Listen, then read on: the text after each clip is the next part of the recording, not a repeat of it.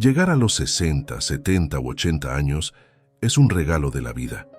No todos tienen el privilegio de llegar hasta aquí, pero con el paso del tiempo hay algo que nadie nos dice. Ciertos hábitos y actitudes empiezan a instalarse en nosotros sin darnos cuenta, y esos pequeños detalles pueden alejarnos de quienes más queremos. No hablamos de las arrugas ni de la lentitud al caminar, sino de costumbres invisibles que, poco a poco, deterioran nuestras relaciones y nuestro bienestar emocional. Julia, una mujer de 71 años, fue durante décadas el alma de su barrio, siempre rodeada de amigos, siempre con una sonrisa. Sin embargo, de pronto notó que las visitas disminuyeron y que las llamadas eran cada vez menos. Ella pensaba que era porque los demás estaban demasiado ocupados, pero en realidad había hábitos en su vida que estaban levantando barreras silenciosas. La psicología del bienestar nos recuerda que nuestras emociones y actitudes se contagian, y los estoicos, desde hace siglos, nos enseñan que lo importante no es lo que sucede, sino cómo respondemos. Epicteto decía: no son las cosas las que nos perturban, sino la opinión que tenemos de ellas. Este video no busca señalar, sino ofrecer un espejo. Queremos mostrarte las 12 cosas feas que muchos mayores hacen al envejecer sin darse cuenta, y lo más importante, cómo transformarlas en fortalezas. Porque nunca es tarde para cambiar, para recuperar la alegría y para vivir con plenitud esta etapa de la vida. Punto 1. El veneno de la negatividad constante. Con el paso de los años, es natural sentir que la vida se ha vuelto más difícil. Aparecen dolores en el cuerpo. La tecnología cambia a una velocidad que parece imposible de seguir, y a veces sentimos que el mundo ya no es el mismo que conocimos. Frente a todo esto, muchos mayores empiezan a quejarse cada vez más, sin darse cuenta de que la negatividad se convierte en una sombra que apaga la luz de sus relaciones. Pensemos en Marta. Cada vez que sus nietos iban a visitarla, ella hablaba de lo mal que estaba la sociedad, de la falta de respeto de los jóvenes y de cómo antes todo era mejor. Al principio, los nietos la escuchaban con paciencia, pero poco a poco comenzaron a encontrar excusas para no quedarse tanto tiempo. No era falta de amor, sino la sensación de salir de esas conversaciones con el corazón cargado. La psicología del bienestar explica que las emociones se contagian. Si irradiamos alegría, los demás lo sienten. Si transmitimos queja tras queja, también lo absorben. Nadie quiere salir de una charla sintiéndose más cansado o triste de lo que entró.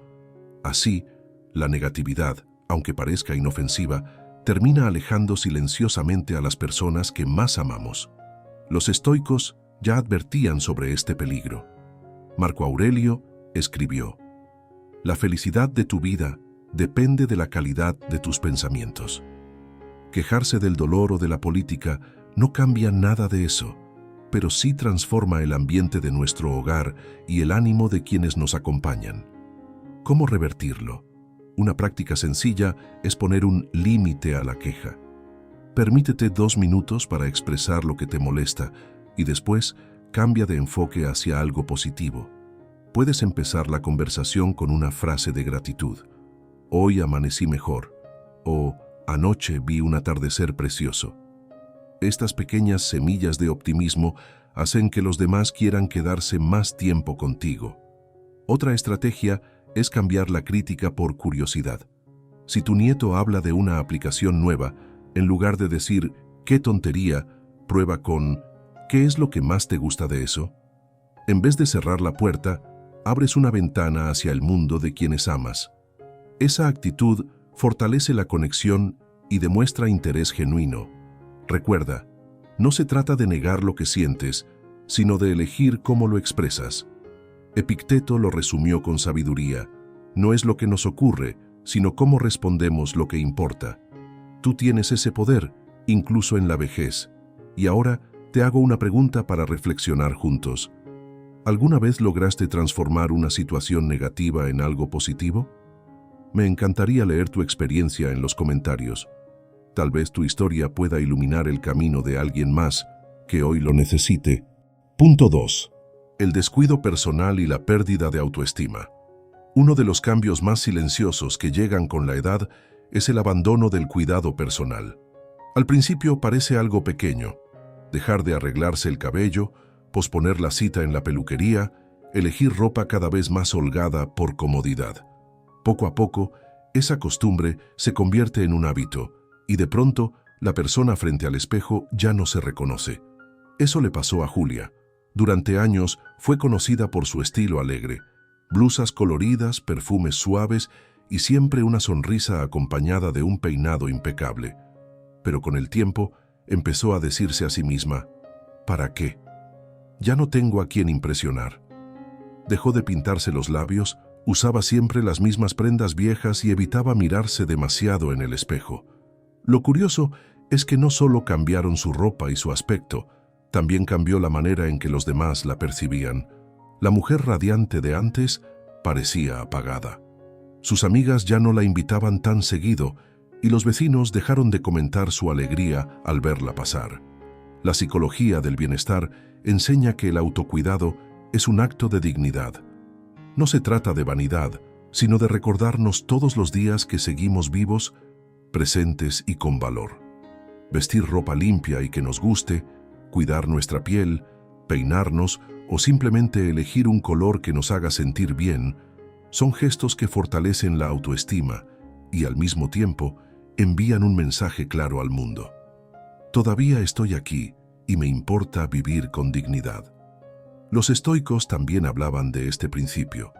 Séneca advertía que quien se desprecia a sí mismo no se preocupa de nada. Cuidar de uno mismo es también cuidar de quienes nos rodean, porque proyectamos la energía que después regresa en forma de cariño, respeto y compañía. Recuperar la atención al aspecto personal no exige grandes cambios. Basta con retomar pequeñas rutinas: ducharse a diario, usar ropa que transmita vitalidad, cepillarse el cabello con calma, ponerse una colonia ligera. Esas acciones sencillas son recordatorios de que seguimos teniendo un papel activo en la vida.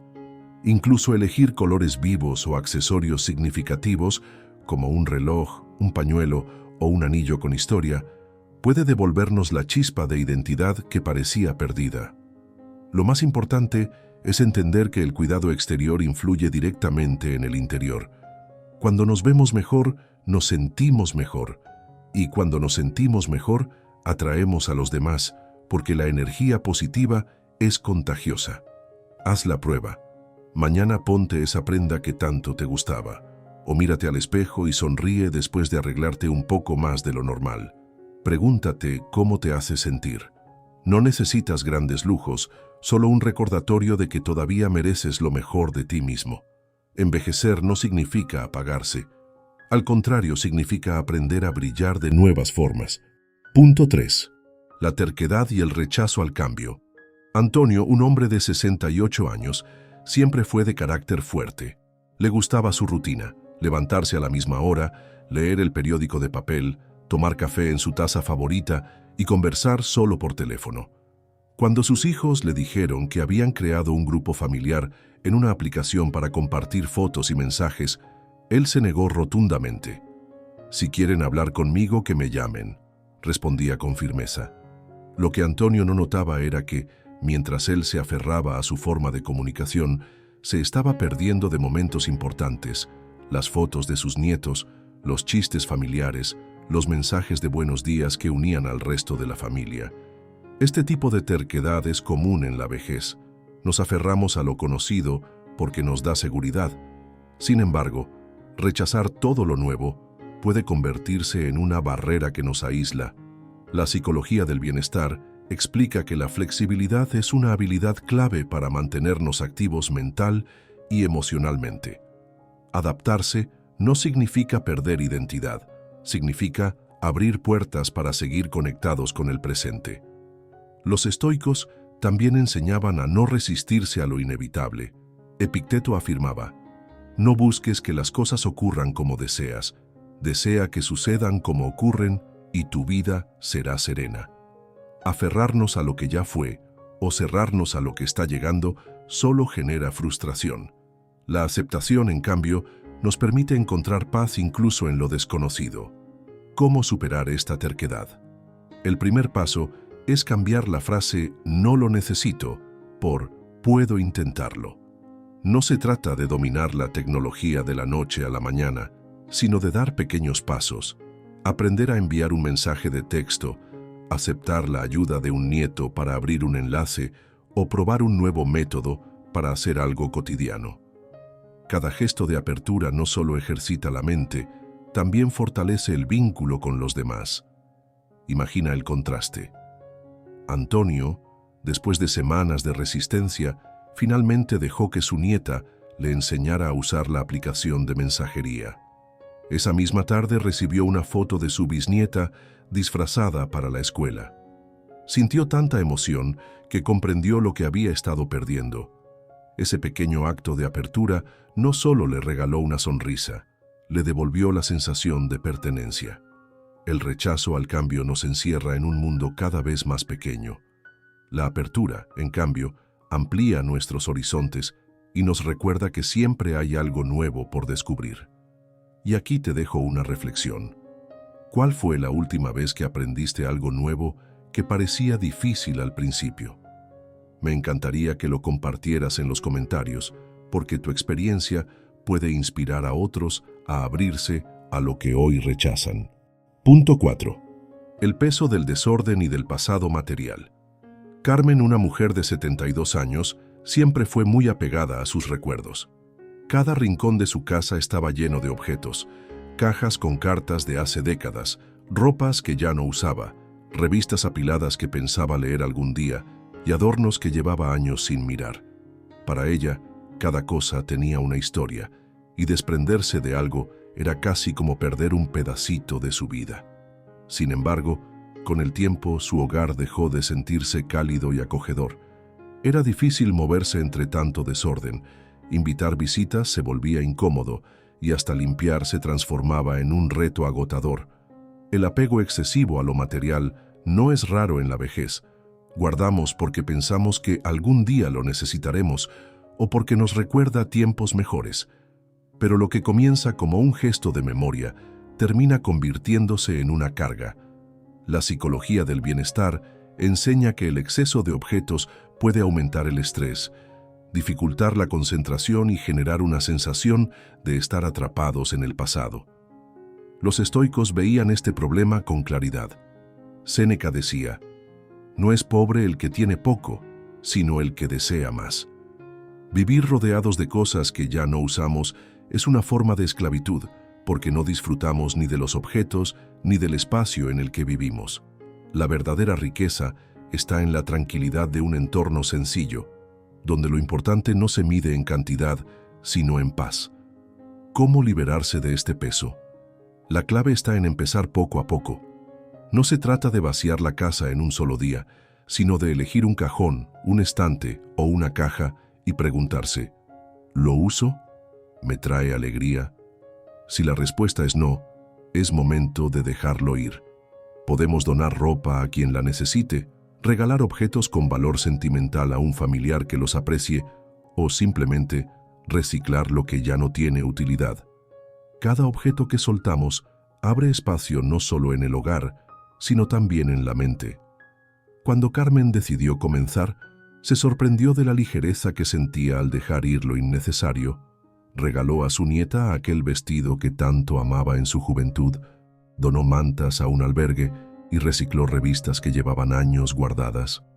Al hacerlo, no perdió sus recuerdos. Al contrario, se quedó con lo esencial y por primera vez en mucho tiempo pudo volver a invitar a sus amigas a tomar café sin sentir vergüenza. El desorden no solo llena la casa, también llena la mente de ruido. Aprender a soltar es un acto de libertad y de amor propio.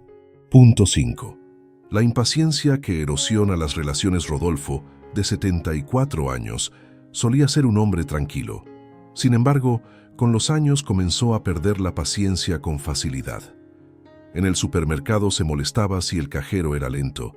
En casa interrumpía a su esposa cuando no terminaba de hablar y hasta con sus nietos levantaba la voz si no hacían algo como él quería. Para él era solo cansancio o frustración acumulada. Para los demás, era una barrera que hacía cada vez más difícil estar cerca. La impaciencia es una de esas actitudes que se cuelan sin darnos cuenta. Aparece cuando las cosas no suceden con la rapidez que deseamos, cuando el dolor físico nos incomoda o cuando sentimos que ya hemos perdido demasiado tiempo. Pero esa prisa interior, en lugar de acercarnos a la vida, nos va alejando de ella. La psicología del bienestar explica que la impaciencia eleva los niveles de estrés, deteriora las relaciones y nos deja con la sensación de vivir siempre a contrarreloj. Los estoicos comprendían bien este desafío. Séneca enseñaba que nada se pierde con esperar, todo se pierde con la impaciencia. Cultivar la paciencia es, en realidad, un ejercicio de libertad.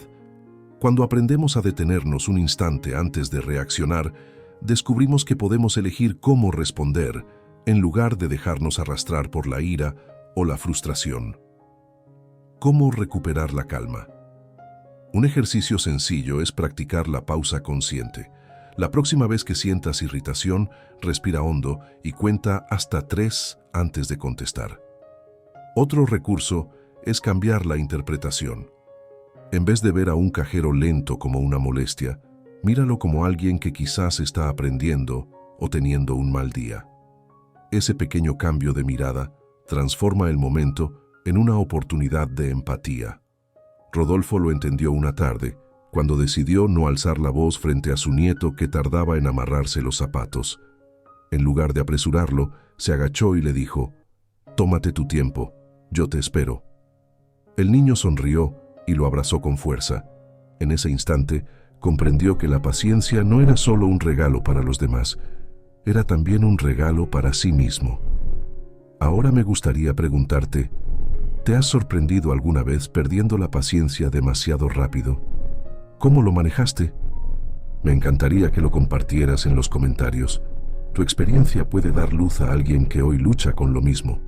La paciencia no se hereda, se cultiva, y cuanto más la practicamos, más paz y armonía sembramos en nuestras relaciones. Punto 6. Hablar demasiado y escuchar demasiado poco. María, de 70 años, siempre había sido una gran conversadora. Sus amigas la buscaban porque tenía historias interesantes y sabía entretener a cualquiera. Sin embargo, con los años, comenzó a notar que las reuniones se acortaban y que las llamadas se hacían más breves. No entendía por qué, hasta que una amiga le confesó con cariño: «María, a veces siento que no hay espacio para hablar contigo». Aquella frase la golpeó. Sin darse cuenta, sus conversaciones se habían vuelto un monólogo. Hablar demasiado y no escuchar es un hábito que puede aparecer con la edad, en parte porque sentimos la necesidad de compartir nuestra experiencia, o porque creemos que aconsejar siempre es ayudar. Pero cuando no dejamos espacio para que los demás expresen lo suyo, la relación se vuelve desequilibrada y los otros comienzan a alejarse en silencio. La psicología del bienestar destaca que escuchar no solo fortalece los lazos sociales, también incrementa la sensación de conexión y pertenencia. Cuando alguien siente que realmente se le escucha, su autoestima mejora y se abre la puerta a una relación más profunda y sincera. Los estoicos también valoraban el poder del silencio. Epicteto decía: «Tenemos 2 oídos y una boca para escuchar el doble de lo que hablamos». Esta enseñanza sencilla pero poderosa nos recuerda que escuchar es, en sí mismo, un acto de sabiduría. ¿Cómo podemos equilibrar el hablar y el escuchar? Una técnica sencilla es la pausa consciente. Después de contar algo, pregúntale al otro: ¿y tú qué piensas? O ¿cómo lo vives tú? Estos pequeños gestos abren el espacio y muestran interés genuino. Otra práctica útil es repetir en tus propias palabras lo que la otra persona ha dicho para demostrar que realmente has estado atento. María decidió probarlo con su hija. En lugar de dar consejos de inmediato, la dejó hablar, la miró a los ojos y solo intervino cuando ella terminó. Para su sorpresa, la conversación fluyó de una manera distinta. Hubo más confianza, más cercanía y menos tensión. Descubrió que escuchar no la hacía menos importante, al contrario, le daba más valor a su presencia. Escuchar es un regalo silencioso que ofrecemos al otro y a la vez es un regalo para nosotros mismos. Nos permite conocer mejor a quienes amamos y construir puentes en lugar de levantar barreras. Piensa en tus conversaciones recientes. ¿Estás dejando espacio para escuchar o te encuentras dominando el diálogo sin darte cuenta? Recordemos que al final las mejores conversaciones no son las que hablan más, sino las que conectan más. Punto 7. El falso orgullo de rechazar ayuda. Esteban, de 76 años, siempre fue un hombre independiente. Había trabajado toda su vida, mantenido a su familia y tomado decisiones importantes sin pedirle nada a nadie. Para él, aceptar ayuda era casi una señal de debilidad.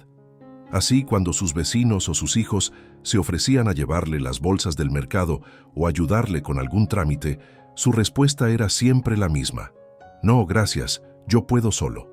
Lo que Esteban no veía era el efecto silencioso de esa actitud. Sus hijos comenzaron a visitarlo menos, convencidos de que él prefería estar solo. Sus vecinos dejaron de insistir, pensando que se molestaba con sus ofrecimientos. Poco a poco, ese orgullo disfrazado de fortaleza lo fue dejando aislado. La psicología del bienestar nos enseña que aceptar ayuda no significa perder autonomía, sino abrir la puerta a la conexión humana. Cuando rechazamos sistemáticamente a quienes nos ofrecen apoyo, les enviamos el mensaje de que no los necesitamos, y aunque no sea nuestra intención, eso crea distancia.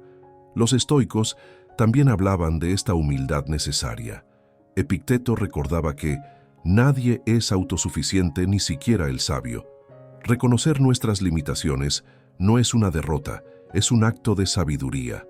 Aceptar la mano que alguien nos tiende no nos hace menos fuertes. Al contrario, nos convierte en parte de una red donde todos se sostienen mutuamente. ¿Cómo dar el paso? Comienza aceptando gestos pequeños, dejar que un vecino te ayude con la compra, permitir que un nieto te enseñe a usar el celular, decir sí cuando alguien te ofrece compañía para ir al médico. Estos actos sencillos no te quitan dignidad, te la devuelven en forma de cercanía y calor humano.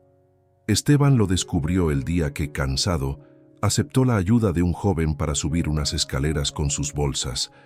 Le sorprendió la sonrisa del muchacho y la sensación de alivio que sintió al no cargar solo el peso. Ese pequeño sí fue un puente que abrió de nuevo el camino hacia los demás. Aceptar ayuda no significa ser débil, significa permitir que otros nos expresen su cariño. Cada vez que alguien nos tiende la mano, nos está diciendo: me importas. Y ahora me gustaría invitarte a reflexionar. ¿Te cuesta aceptar ayuda de los demás? ¿Recuerdas una ocasión en que decir sí fortaleció una relación en lugar de debilitarla? Cuéntalo en los comentarios, porque tu historia puede animar a otros a abrirse y descubrir que no están solos. Punto 8. Cuando ahorrar demasiado te roba la alegría de vivir. Dolores, de 73 años, fue toda su vida muy cuidadosa con el dinero. Había aprendido desde niña que había que ahorrar para el futuro, para cuando llegaran tiempos difíciles. Ese hábito la ayudó a salir adelante en su juventud y a sostener a su familia. Sin embargo, con los años, esa prudencia se convirtió en un exceso. Cuando sus amigas la invitaban a salir a cenar, decía que era muy caro. Cuando sus hijos le proponían un viaje corto, contestaba que no podía gastar en lujos. Incluso cuando veía algo bonito en una tienda que le gustaba, pensaba: no lo necesito. Y así, entre tanta contención, fue olvidando algo importante: que la vida no es solo ahorrar, también es disfrutar. El problema de la frugalidad excesiva es que posterga indefinidamente el gozo. Vivimos pensando en un mañana que no sabemos si llegará, y mientras tanto, dejamos escapar los momentos que pueden dar sentido y alegría a nuestra existencia.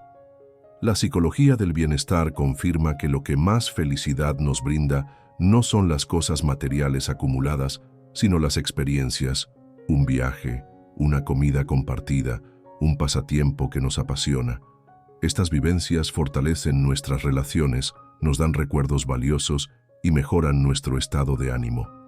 Los estoicos lo veían con claridad. Séneca aconsejaba: no es que tengamos poco tiempo, sino que perdemos mucho. Postergar indefinidamente la alegría es, en cierto modo, desperdiciar la vida. La moderación es una virtud, sí, pero vivir con un exceso de miedo al gasto puede transformarse en una prisión invisible. ¿Cómo equilibrar el cuidado con el disfrute? La clave está en permitirse pequeños placeres sin culpa.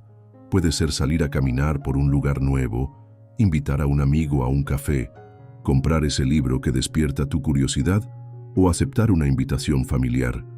No se trata de gastar sin medida, sino de reconocer que ya es momento de cosechar lo que se sembró durante tantos años de esfuerzo.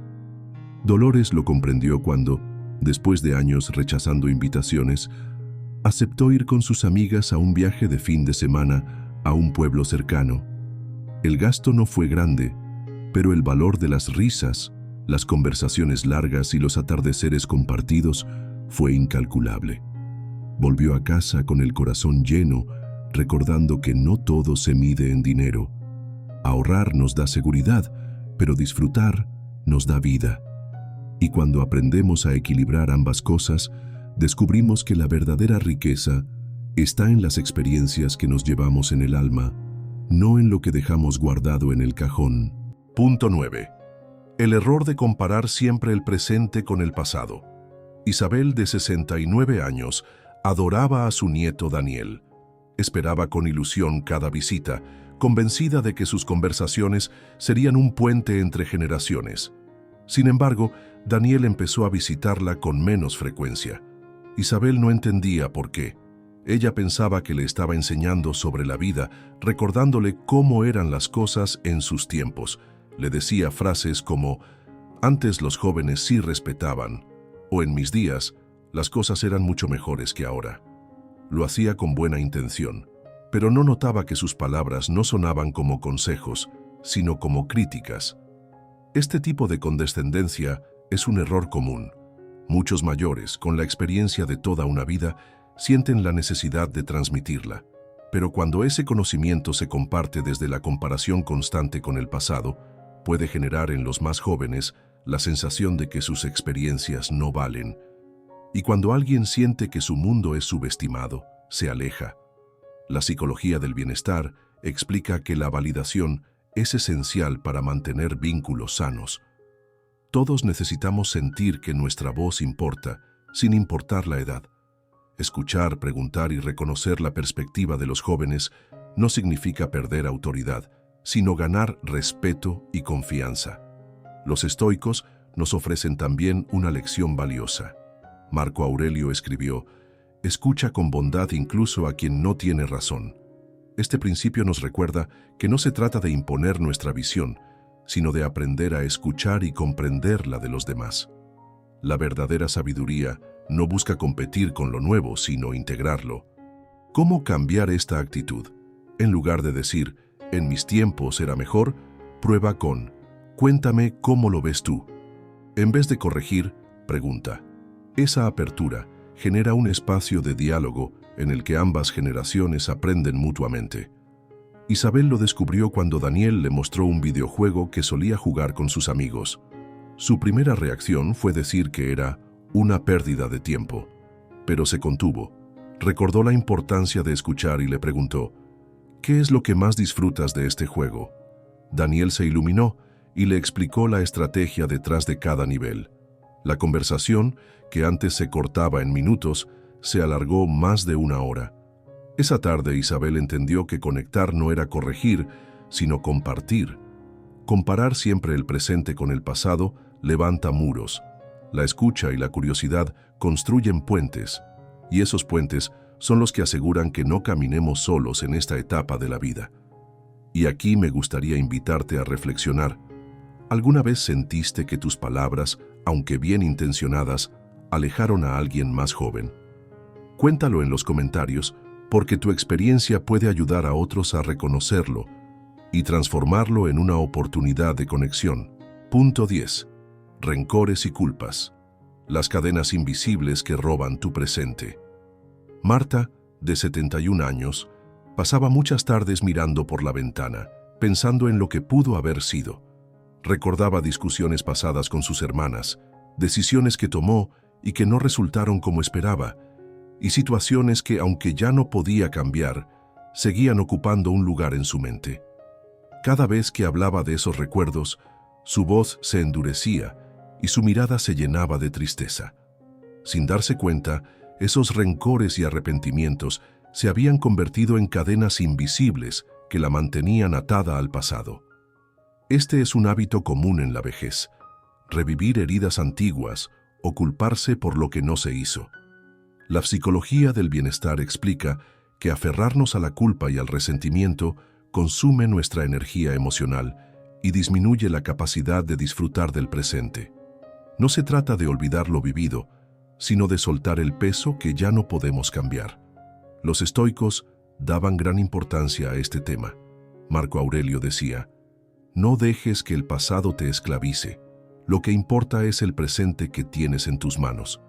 Vivir recordando continuamente lo que salió mal o lo que otros nos hicieron no cambia la historia, solo nos roba la paz del momento actual. ¿Cómo liberarnos de esas cadenas invisibles? Una práctica sencilla es escribir, tomar un papel y volcar en él los recuerdos que nos duelen, lo que lamentamos o lo que nos hirió. Al terminar podemos romper la hoja o guardarla como símbolo de que ya lo hemos sacado de dentro. Este ejercicio, respaldado por la psicología positiva, ayuda a procesar las emociones y a iniciar un camino de sanación. También es útil practicar el perdón, no solo hacia los demás, sino hacia uno mismo. Reconocer que hicimos lo mejor que pudimos con las herramientas que teníamos en ese momento. Perdonar no significa justificar lo que pasó, significa dejar de cargar con un peso que ya no nos corresponde. Marta lo descubrió una noche cuando escribió en una libreta todo lo que había guardado en silencio durante años: los enojos, las decepciones y las culpas. Al cerrar la libreta, sintió un alivio inesperado, como si hubiera dejado caer una mochila demasiado pesada. Ese día entendió que vivir anclada en el pasado solo la alejaba de la posibilidad de disfrutar a sus nietos, de reír con sus amigas y de estar presente en el aquí y el ahora. Los rencores y arrepentimientos son cadenas que nosotros mismos sostenemos.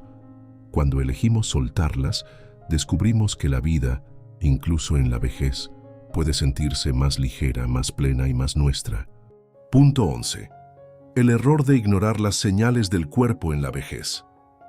Muchos adultos mayores creen que ciertos dolores, mareos o cansancios son parte normal de la edad. Es lo que toca, dicen algunos, como si el paso del tiempo justificara dejar de prestar atención a su cuerpo.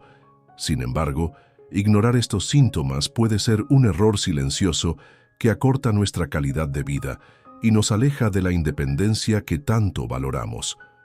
La psicología del bienestar nos recuerda que el autocuidado físico está íntimamente ligado al bienestar emocional. Cuando postergamos visitas médicas, minimizamos señales del cuerpo o dejamos de lado la alimentación y el movimiento, en realidad estamos descuidando nuestra mente y nuestro ánimo. El cuerpo y la mente no pueden separarse.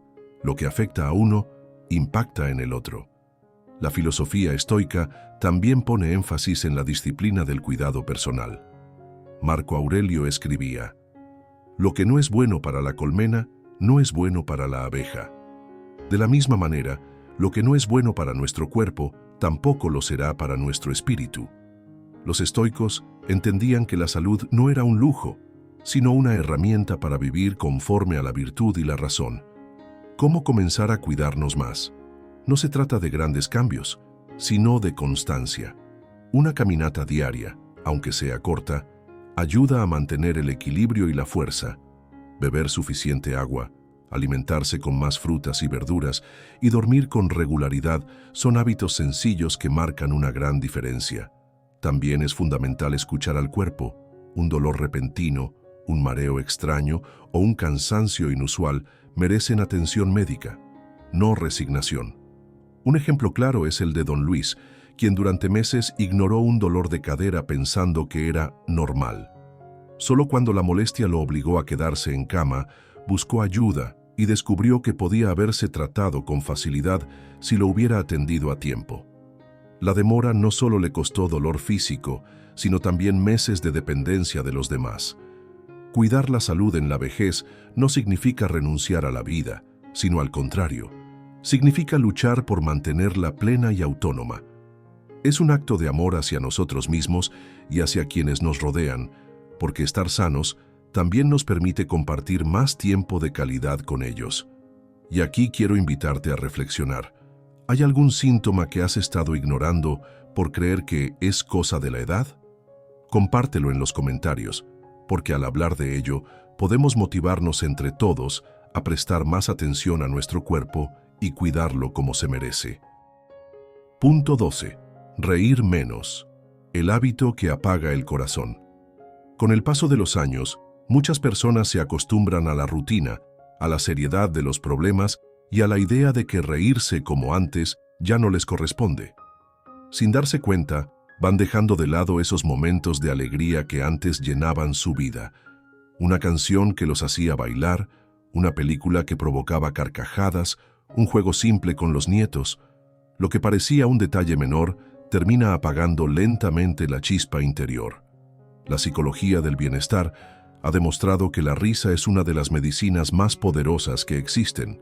Reduce el estrés, disminuye la tensión muscular, fortalece el sistema inmunológico y libera endorfinas, esas sustancias que nos hacen sentir bien de manera inmediata. Cuando dejamos de reír, no solo perdemos un placer momentáneo, también limitamos nuestra capacidad de sanar y de conectar con los demás. Los estoicos, aunque solemos verlos como filósofos serios y austeros, también reconocían la importancia de la serenidad alegre. Séneca escribía: «La verdadera felicidad es disfrutar el presente sin ansiedad por el futuro ni arrepentimiento por el pasado».